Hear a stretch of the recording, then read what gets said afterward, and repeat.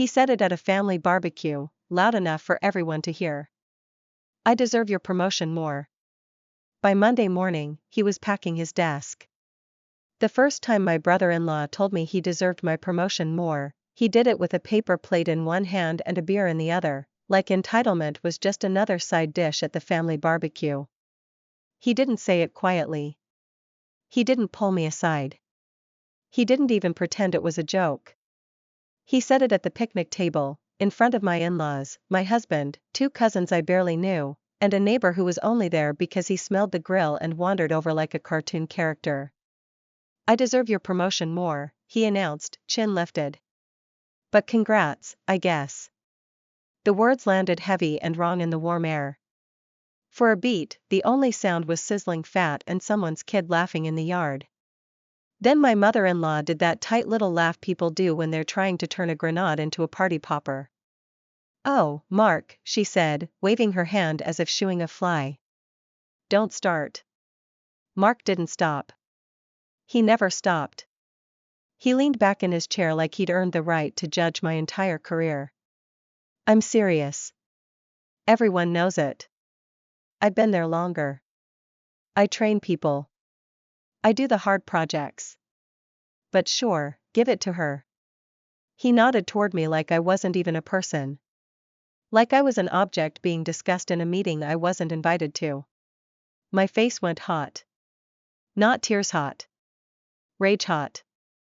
The kind that makes your vision narrow and your jaw lock. I opened my mouth, but my husband beat me to it. Mark, he warned, voice low. Mark's eyes flicked to him, and I saw it, that tiny flare of satisfaction. Like he'd been hoping to pull my husband into it. Like the real prize wasn't humiliating me, it was proving he could. What? Mark said, shrugging. I'm allowed to have an opinion. My father-in-law cleared his throat and stared hard at his burger like it had suddenly become fascinating. My sister-in-law stared at her lap, cheeks pink, pretending she hadn't heard a word. No one told Mark to apologize. No one told him he was out of line. The closest thing to a boundary was my mother-in-law's nervous laugh. And in that moment, I understood something that took me years to learn. This wasn't a single comment. This was a claim. Mark wasn't just jealous. Mark thought my success belonged to him. The worst part is, I didn't even want a scene. I wanted to eat a hot dog and exist without being treated like a problem to solve. So I did what I'd done my whole life when someone tried to shove me into a corner in front of other people. I swallowed it. I forced my face into something neutral. And I said, thanks. Mark grinned like he'd won a point. Just being honest, he said. My husband's hand found my knee under the table. A silent check-in. Are you okay? Do you want to leave? I pressed my fingers into his. Not okay. Not leaving. Not giving Mark the satisfaction of watching me run. Because that's what he'd always done. He'd poke until people moved. At work, he called it leadership. In the family, they called it just Mark being Mark. I called it what it was. A bully with a tie. I should probably explain the setup, because the coworker brother-in-law thing is already a mess before you add promotions and family BBQs. Mark is my husband's older brother. He's the type of guy who speaks like he's auditioning for a motivational podcast. He never says I. He says we, as if he's a corporation. He describes his job like it's war. He calls other departments enemies. He uses the word accountability the way some people use prayer. And yes, we work at the same company. Not because we planned it. Not because we wanted some cute family dynasty. Because Mark recommended my husband years ago, and then when I was job hunting, my husband mentioned there was an opening and I applied. Different teams, different managers, different roles. HR knew we were related. We disclosed everything. It wasn't a secret. Mark hated that from the beginning. He didn't say it outright. Not at first. He did it in little ways. The kind that sound harmless if you haven't lived through them. He'd forget to include me on meeting invites and then smirk when I walked in late. He'd compliment me like I was a child. "You're doing great for someone new." He'd call me kiddo, even though I'm not younger than him by much. And when I started doing well, really well, he shifted. He stopped treating me like a novelty and started treating me like competition. The promotion wasn't something I chased for the title. It was something I chased because I was already doing the work. I'd been taking on the messy projects. The ones where everything is on fire and no one wants their name attached to it unless it succeeds. I'd been the person who stayed late to clean up the chaos. I'd been the one writing the documentation nobody reads until they need it. I'd been the one catching errors before they became disasters. For years, I didn't complain. I didn't brag. I didn't make speeches. I just worked. And my manager noticed. Leadership noticed. They came to me with the promotion offer on a Thursday afternoon. A call that started with "Are you in a place you can talk privately?" and ended with me staring at my own reflection in my dark laptop screen, trying not to cry. Not because I was emotional. Because I was relieved. I'd spent so long proving myself quietly that being seen felt almost unreal. I told my husband first. He picked me up and spun me around in our kitchen like we were teenagers. "I knew it," he said, laughing. "I knew they'd finally do it." Then reality hit. "Mark's going to lose his mind," I said. My husband's smile faltered just slightly. "Let's not borrow trouble," he said, but his tone was careful. Like he knew trouble was already on the way and didn't want to say its name. We decided to keep it low-key. I told my parents. I told my best friend. At work, the announcement was scheduled for Monday. We thought we'd let it happen professionally first. Then the family barbecue got scheduled for Sunday. Perfect timing. My mother-in-law invited everyone like it was a harmless little tradition. "Just burgers, nothing fancy," she said. "Come celebrate the good news." The words "celebrate the good news" should have been a warning. My mother-in-law's idea of celebration usually meant forcing everyone into the same space and hoping tension would evaporate under potato salad. It never did. When we got to the barbecue, Mark was already there, standing by the grill like a king by his throne. He was wearing sunglasses even though it was cloudy. He greeted my husband with a loud clap on the back.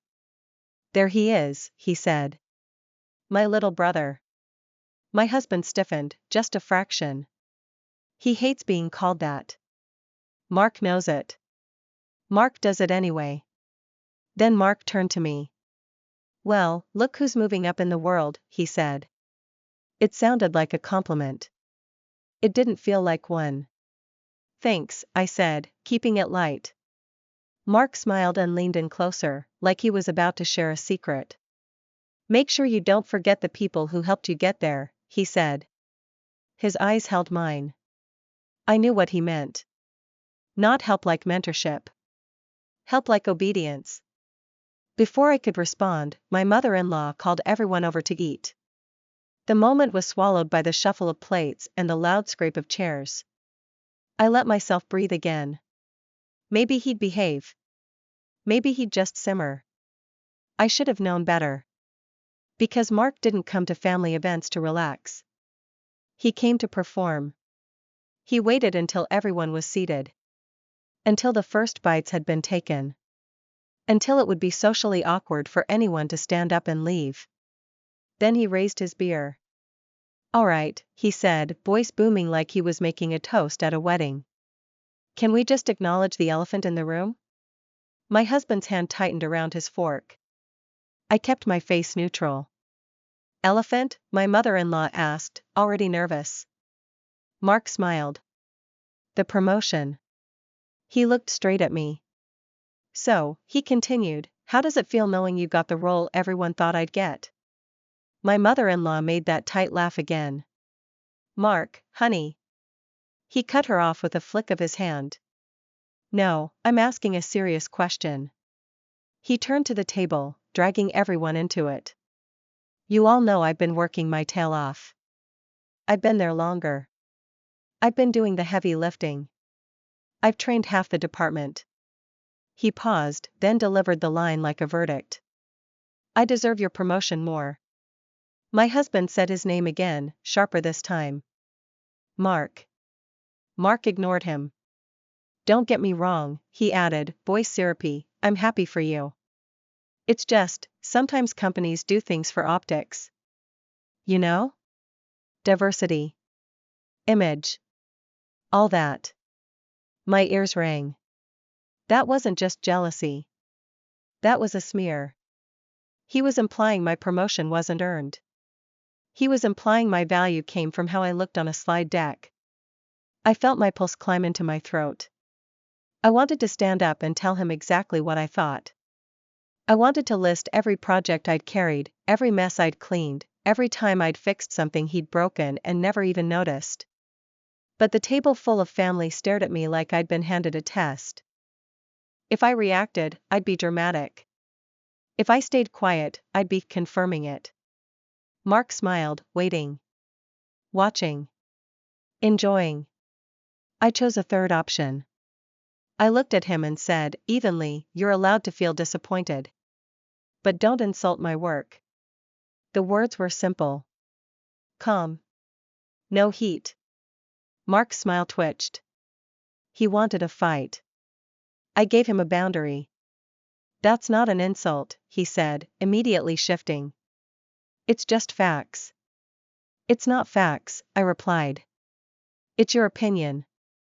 He laughed. Okay. Then my opinion is you didn't earn it. There it was. Clean and cruel. My husband pushed his chair back slightly. That's enough.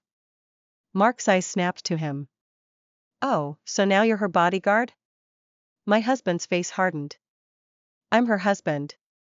Mark nodded slowly, like he was pitying him. Right. And you're going to let her ruin family over a job title? My mother-in-law jumped in, voice bright and desperate. Let's not talk about work at the table, okay? Let's just enjoy the day. Mark lifted his beer again. I'm enjoying it, he said.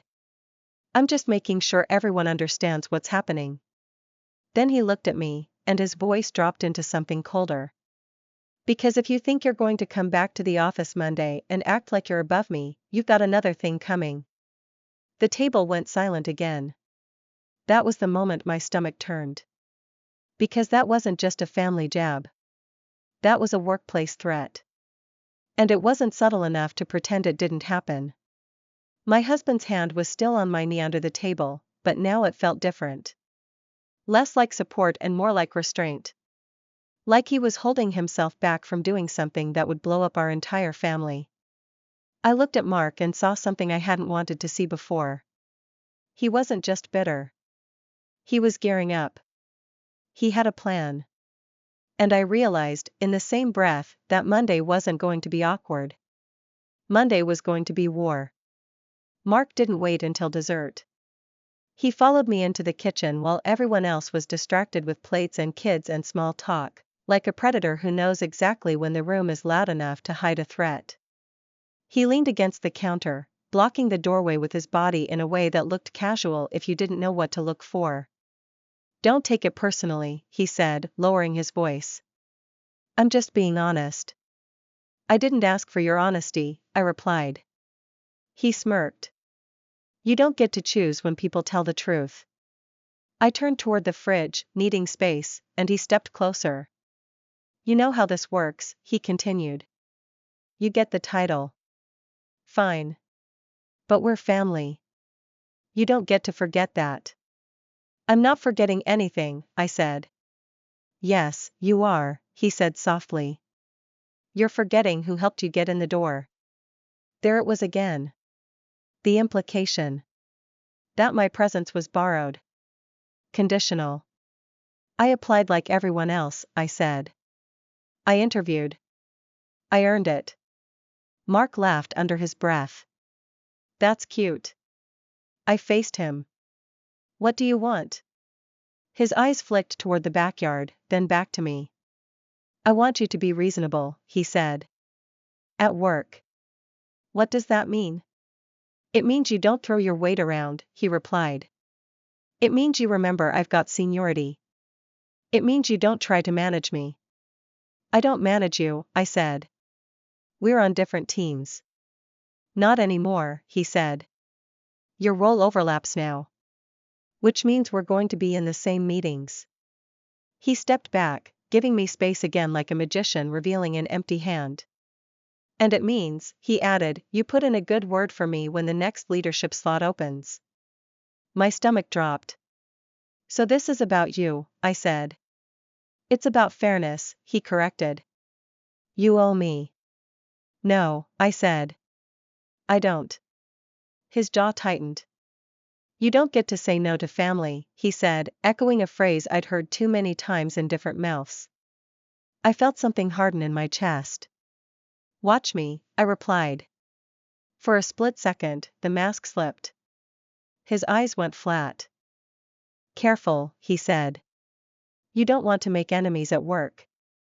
I stared at him. You just did, I said. We stood there for a moment, the tension humming between us. Then my sister-in-law poked her head in. Everything okay? She asked, already knowing the answer and hoping to avoid it. Great, Mark said instantly, stepping away. Just talking shop. I walked past them and out into the yard, my hands shaking now. My husband met my eyes across the lawn. He knew. Later, in the car on the way home, the silence stretched until it felt like a third passenger. I should have shut that down harder, he finally said. You tried, I replied. But this isn't about one comment. He nodded. He crossed a line. Yes, I said. And he knows it. That night, my phone buzzed with a message from my mother-in-law. MIL, Mark didn't mean anything by it. He's just under a lot of stress. Can you please not make this a thing? I stared at the screen. Make this a thing. As if it wasn't already. I didn't respond. At 6:42 a.m. on Monday, I walked into the office with a knot in my stomach and a notebook in my bag that I'd never needed before. By 7:15, I had my first email. From Mark. Mark, morning. Need to sync today. Some concerns about role boundaries. I read it 3 times. Concerns. Boundaries. Words designed to sound professional while hiding teeth. I replied with a single line. Me, happy to loop in our managers. The response came almost instantly. Mark, let's keep leadership out of it for now. No need to escalate. That was my second warning. The first real blow came in the 9 a.m. meeting. Mark interrupted me twice. Spoke over me once. Corrected me on a detail he was wrong about, then laughed it off when another manager backed me up. Oh, right, he said. Guess I missed that update. But he smiled when he said it. Like he was enjoying the game. After the meeting, a coworker pulled me aside. Hey, she said quietly, just so you know. Mark's been telling people you're a temporary pick. Like leadership is testing something. My chest tightened. Testing. Optics. I thanked her and walked back to my desk on legs that felt oddly disconnected from my body. By lunchtime, I had 3 Slack messages forwarded to me by different people. Nothing overt. Just little seeds. Not sure she's ready for this. Seems rushed. He's basically running the show anyway. All from Mark. All phrased like concern. All sent to people who would repeat them. I opened a document and started a timeline. Dates. Times. Quotes. I didn't know yet how far this would go. I just knew one thing. This wasn't going to resolve itself. And Mark wasn't bluffing. By 3 p.m., my manager called me into her office. She looked uncomfortable. Is there something going on with you and Mark? She asked. I took a breath. Yes, I said. And I have documentation. Her eyebrows lifted slightly. Okay, she said. Let's talk. As I started laying it out, carefully, professionally, without emotion, I felt something shift. Not relief. Resolve. Because whatever this was about to become, I wasn't going to lose my job to keep a family barbecue polite. And Mark had no idea how many receipts I already had. By the time HR got involved, Mark had convinced himself he was untouchable. That was his fatal mistake. The meeting invite hit my calendar at 4:12 p.m. Subject: alignment discussion. Attendees: me, my manager, HR business partner, Mark. Neutral wording. Corporate beige. The kind of meeting title that hides teeth behind a smile.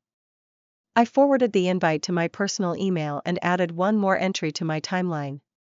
Monday, 4:12 p.m. HR escalation. Mark messaged me 5 minutes later. Mark, really? You're taking this to HR? I didn't respond. Because at that point, this wasn't a conversation anymore. It was a record. The meeting was scheduled for Tuesday morning. I barely slept. Not because I was scared of being caught in a lie, but because I knew exactly what was coming. People like Mark don't react well when the audience changes. They thrive in ambiguity. In private intimidation. In plausible deniability. HR removes all of that. Tuesday morning, I arrived early. Printed my timeline. Labeled screenshots. Highlighted dates. I wasn't emotional. I wasn't angry. I was precise. Mark walked in late. Of course he did. He swaggered into the room with a coffee in hand, nodding at the HR rep like they were old friends. Hey, he said cheerfully. Let's clear the air. My manager didn't smile. The HR rep introduced herself, laid out the structure, and set the first rule. This meeting is to address concerns that have been raised. We'll take turns speaking. Please don't interrupt. Mark chuckled. No problem. I felt my jaw tighten. The HR rep nodded to my manager. Would you like to start? My manager took a breath. Concerns have been raised about inappropriate comments, potential retaliation, and role boundary violations following a recent promotion announcement. Mark leaned back in his chair. Wow, he said. That sounds dramatic. The HR rep didn't react. She turned to me. Would you like to share your perspective? I nodded and opened my folder. I didn't start with the barbecue. I started with work. Since the promotion announcement, I said, voice steady, I've experienced repeated interruptions in meetings, misrepresentation of my role to colleagues, and messages that undermine my authority. I slid the first printed email across the table. This is from Mark, I continued. Sent Monday morning. Mark leaned forward. That's just feedback. I didn't look at him. I slid the Slack screenshots next.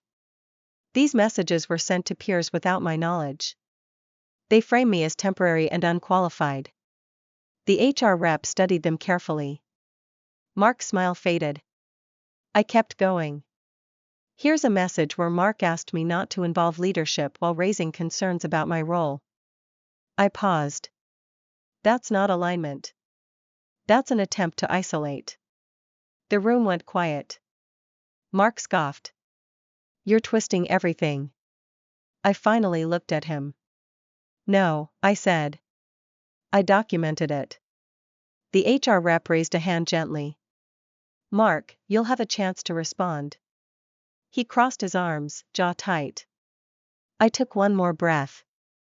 There's also a family relationship, I said. Which was disclosed to HR when I was hired. Since the promotion, Mark has made comments in a family setting that imply my role was unearned and that he deserved it more.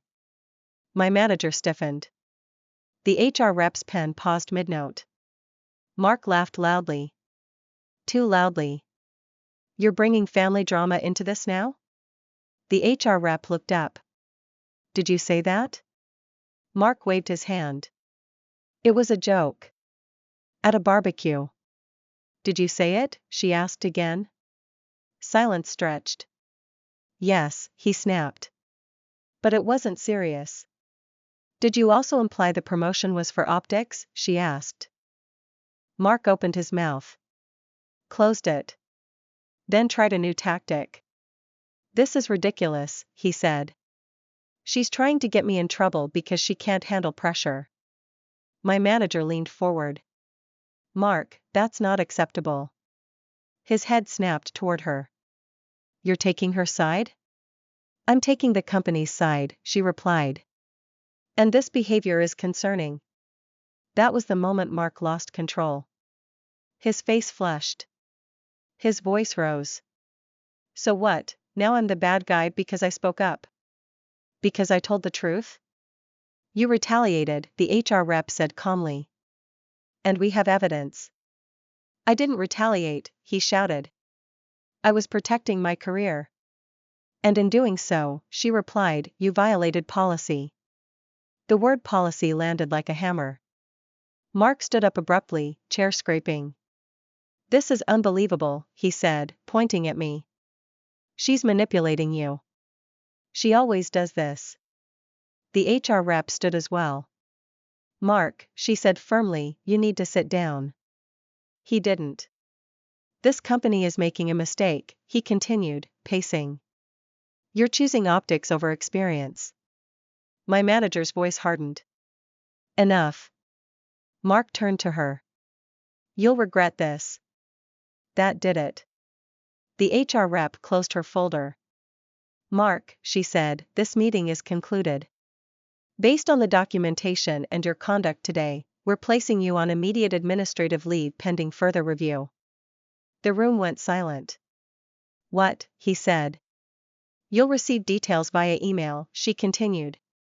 You're to pack essential personal items and leave for the day. His eyes darted to me. You did this, he hissed. I didn't respond. I didn't need to. Because for the first time since Sunday, Mark wasn't performing for family. He was facing consequences. Security escorted him back to his desk. I stayed seated, heart pounding, hands cold. The HR rep turned to me. Thank you for coming prepared, she said. We'll follow up. My manager squeezed my shoulder gently. You did the right thing, she said. I nodded, but my throat was tight. Because I knew this wasn't over. People like Mark don't accept boundaries quietly. They explode. And the fallout was about to hit not just the office, but the family. Monday morning arrived with the kind of clarity that only comes after a storm. I parked in the same spot I always did, walked the same hallway, tapped my badge at the same reader. Everything looked normal. Too normal.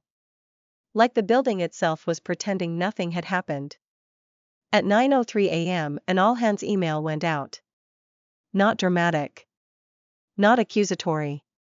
Just procedural. Mark Reynolds is no longer with the company. Please direct any questions regarding the enterprise client accounts to Sarah Collins. 7 words did what years of family enabling never could. It ended the noise. I didn't go looking for him. I didn't need to. The office has a way of telling you things without saying them. The sudden hush. The sideways glances. The whisper that passes like a current when something irreversible has happened. By 10:15, I saw him. Mark was at his desk with a cardboard box, jaw clenched, shoulders rigid. A security badge sat on the edge of the desk like a surrendered weapon. He moved fast, angry, stuffing things without care. Someone had already unplugged his monitor. He didn't look at me. I didn't look at him. I walked past, heart steady, and felt something unexpected. Not triumph. Relief. The kind that loosens a knot you didn't realize you'd been carrying in your back for years. At 11:30, HR called me in again. Not to interrogate. To close the loop. Based on the findings, the HR partner said, hands folded, we determined that Mark engaged in retaliatory behavior, created a hostile environment, and violated company policy regarding conflicts of interest. She slid a document toward me. Your role is secure, she continued. We're sorry you experienced this. I thanked her and stood. That was it. No applause. No cinematic justice. Just accountability. The family fallout hit before I even got home. The group chat lit up like a warning flare. MIL, how could you do this to your own family? SIL, Mark is devastated. He lost everything. And, you should have handled this privately. Privately. The same word they always used when they wanted silence. My husband read the messages over my shoulder, jaw tight. He typed, erased, typed again. Then he put the phone down. No, he said. We're not doing this. He picked up his phone and wrote one message. Husband, Mark crossed a line at work and in our family. This isn't up for debate. We're taking space. He muted the chat. I stared at him. You're sure? I asked. He nodded. I'm done protecting him at your expense. That night, we talked longer than we had in months. About the years of small humiliations I'd brushed off. About the way Mark borrowed money and never repaid it. About how every success of mine had been treated like a challenge to his authority. He needed to be the center, my husband said quietly. And when you weren't willing to orbit him, he tried to burn you. I slept better that night than I had in weeks. The weeks that followed were quieter. Heavier. Cleaner. Some relatives stopped calling. Others sent carefully worded texts testing the waters. Hope you're well. Families go through things. Let's move forward. I didn't respond. Because moving forward didn't mean pretending nothing happened. It meant acknowledging what did and choosing not to step back into it. Mark tried once more. A single email. Not to my work address. To my personal one.